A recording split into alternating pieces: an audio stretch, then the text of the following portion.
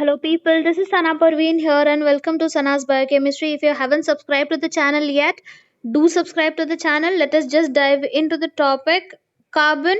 If you see your body from head to toe, your entire body is made up of a very important element called as carbon. That means all the living organism, the entire living kingdom is essentially made up of is having one essential element into it, which is called as carbon.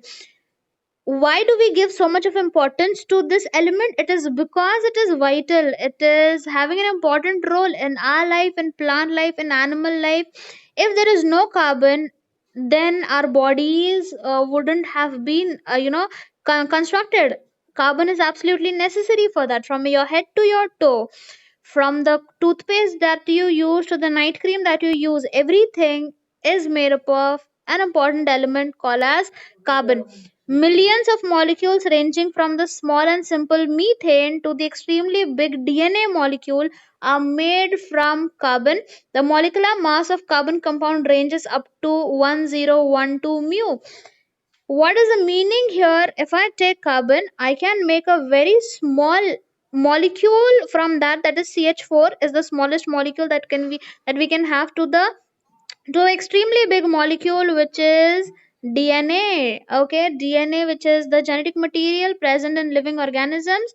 That DNA molecule is made up of carbon. If there is no carbon, no DNA molecule. Carbon, CH4, it can make CH4, it can make n number of molecules, not only CH4. The name of the molecule is methane. It can also form C2H6, ethane. It can also form C3H8, that is propane. N number of molecules are made using this carbon. Now, why do we give so much of importance to carbon? Because carbon has certain important properties which other elements do not possess. The first important property of carbon is the property of catenation. Catenation is also called as self-linking. Okay, I made a mistake. Self-linking, SELF, self-linking. What is the meaning of this self-linking? That means carbon has the capacity to link itself with another carbon atoms. It can form long chains. It can form really long chains. Okay, it can form really long chains. This capacity is not present with other atoms. If I consider hydrogen, hydrogen can bond to only one other hydrogen, forming H2 molecule. That is not the case with carbon. So the self-linking property with which the carbon can form long chains is called as catenation property. Second is carbon has got the property to form multiple bonds. First example here is I've got a molecule in which I have the linkage between carbon and carbon, CH3, CH3. Okay, as I can see, there is only one bond here. I call this to be single bond. Okay, single bond. We move on to the next molecule. Second, C double bond, CH2. Here also we've got CH2. You can see here two bonds present. This is called as double bond. Okay, we take another molecule, that is CH bonds CH. This here is triple bond. Carbon has got the capacity to form multiple bonds, be it single bond, double bond, or triple bond. This is not the case. Triple bond is there with carbon. Okay, it is not the case with other elements. Okay, it is not that common. It is quite rare. Second property is to form multiple bonds.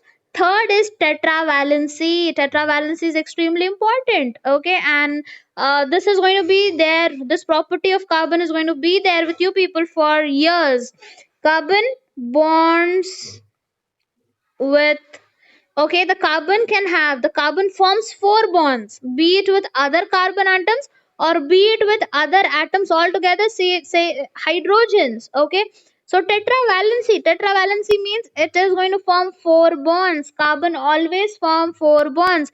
I'm going to repeat, carbon always form four bonds. Carbon always form how many bonds? Four bonds. You should not be forgetting this.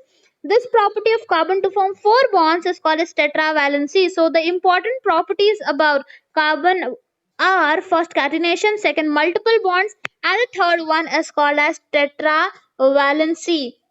Moving on ahead with this one. Okay, there are two important words. One is called as structural formula and the other one is called as molecular formula. Hydrocarbons can be saturated and unsaturated.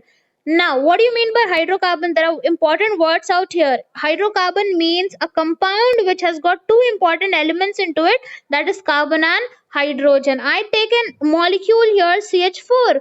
It is a hydrocarbon. Why? Because it is having what? Carbon into it, hydrogen into it. I have got another molecule, CH3, CH3, again a hydrocarbon, because it has got carbon and hydrogen into it. If I take another molecule that is CH3OH, this is not going to be called as hydrocarbon because of the presence of oxygen here. Again, there are two important words we call as saturated and unsaturated. Meaning of saturated, people, here is whenever you have got a single bond is an indication that the molecule is saturated. Okay, there are other definition as well, but just for the sake of remembering for now, I am just telling you, we're going to make different videos on saturation and unsaturation, what is the real concept. For now, single bond, saturated, unsaturated, we have got CH2, double bond, CH2, double bond, unsaturated, one more molecule, triple bond, unsaturated. Okay, so single bond, saturated, double and triple bond, unsaturated. If you people are aware of alkane, alkene, alkyne, then alkane is saturated, alkene and alkyne are unsaturated. Another important words is structural formula and molecular formula. I write the formula here to be C2H6. Okay, when I write this, it is called as molecular formula.